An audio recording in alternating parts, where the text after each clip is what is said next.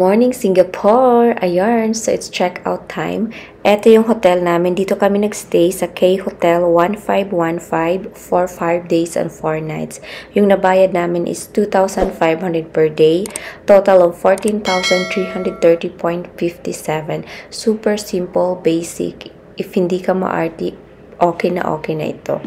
Ang ganda ng location na ito, nasa Gay lang siya, malapit ito sa bus station, sa train station, sa convenience store, sa mga grocery shop. Kung gusto nyo mamalengke, mag-grocery, perfect siya. Ayan yung hotel. Super early kami nito kasi yung schedule ng bus is 9 a.m. So, pupunta tayo sa KL, Kuala Lumpur, Malaysia, truly Asia. Kaya samahan nyo kami.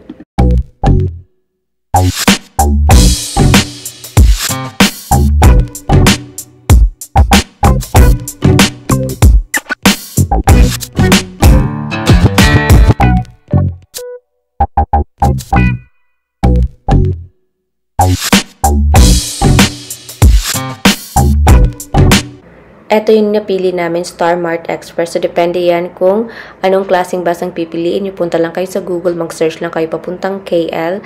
At ayan, pwede kayo maglagay ng up to 20 kilos luggage, hand carry at maluwang ang kanyang legroom. At pwede kayo mag-charge, may pa-outlet dyan. At super ang ganda reclining chair pa. Super comfy talaga. At yung biyahe is 4 hours and 40 minutes. At yung nabayad namin is 1,250 peso.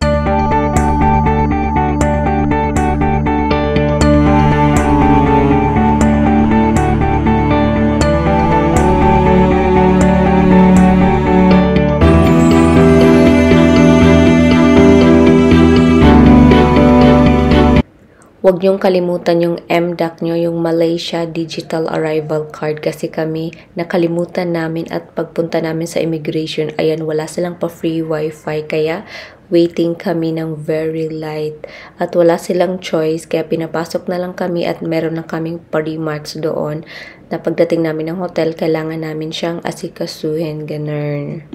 Or else, pag aalis na kami ng Malaysia, ma-hold kami sa immigration kaya kailangan talagang asikasuhin siya.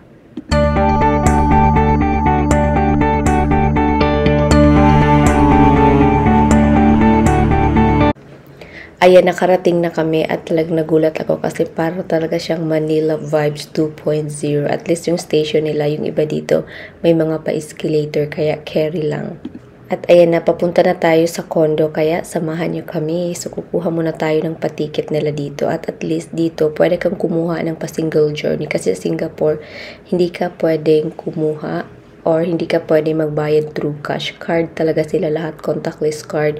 At dito, ayan, pwede ka mag-cash. Super ganda. At kailangan talaga maayos ang paglagay ng pera kasi talagang iluluwa siya. Medyo maarte din siya pero ganun talaga, di ba? Kailangan hindi talaga siya ganun. At ayan, magugulat kayo sa kanilang pa-system dito kasi iba naman yung pa-version nila. So, tadan! So, yung kanila dito is yung pa-coin na plastic. So, ayan. So, ito yung itatap natin para makapasok tayo at i-insert naman natin para makalabas tayo. So, kailangan lang natin itago kasi ito yung kanilang pa-ticket version. So, hindi papel, hindi pa-card. Ayan na yung pa-train. Super ang ganda ng system nila dito kasi every 3 minutes may pa-train. Kaya ang ganda talaga dito. Super.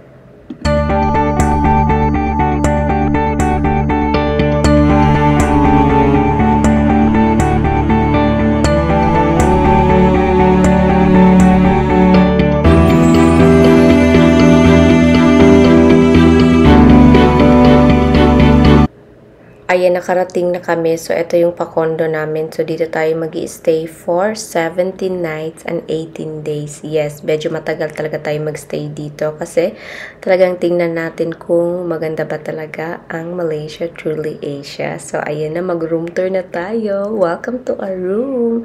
So, ayan, nagulat kami kasi super ang ganda. Maluwang talaga siya at 1 bedroom siya. Super perfect. Ayan yung pa-living room at meron kaming pa-TV, of course. Ayan yung pa-sofa namin. Ang ganda, guys. So, perfect.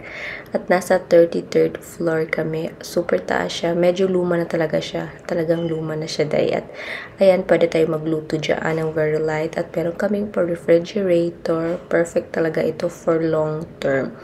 At yung nabayad namin is 1,360 peso per night. Yes, affordable talaga dito sa Malaysia. At doon lang kami nag-book sa Airbnb. Super. Always kami nag-book sa Airbnb directly para makita nyo talaga ang mga ano nila doon. As in, madami mga deals. Mga very affordable talaga sila. At ayan yung room namin. So, meron kaming whole body mirror, queen size bed. Ayan, meron kami dyan pa-closet. Ayan yung pa-bathroom namin doon. At ayan, meron kaming pa-blower, may pa-plancha. At ayan yung pa-view sa kwarto. Perfect. At super ang ganda ng location nito kasi malapit lang ito sa mall. Kaya punta na tayo doon tayo magdi-dinner. Ayan yung mall Sunway Putra. Ito yung malapit sa amin. Mga 2 to 3 minutes lang. At ayan, ang ganda talaga dito kasi lahat nandito na talaga, Charis. At na-surprise ako kasi madaming Japanese foodies. Ganon.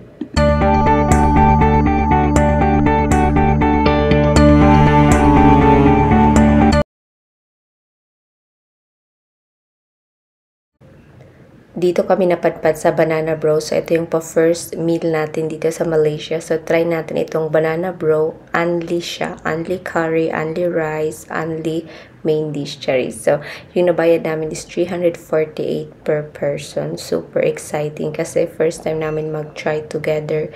At ito siya is pa-Indian cuisine. So, ito yung mga pa-curries na available. So, magsaserve sila sa inyo. Meron siyang mga choices dyan. May dal, fish, may crab at chicken curry. At ayan, chicken curry yung pinili namin kasi yun naman talaga yung common at talagang kilala.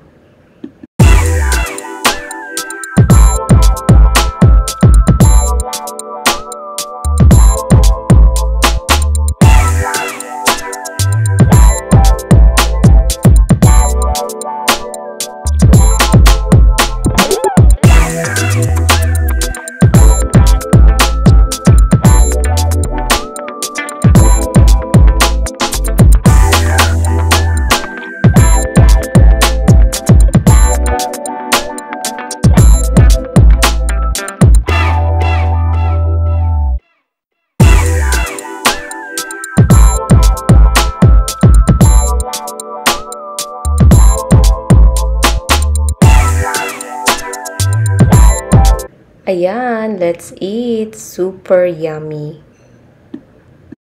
At ayan, nag-grocery lang kami ng very light para kinabukasan. Hindi na kami lalabas kasi work na ang mga person. Kailangan natin kumayod ng malala. At ayan yung mga pa-foodies nila. Marami din naman silang pa-choices. Kaya super ganda rin ng kanilang paano. Parang siyang parastans, ganun.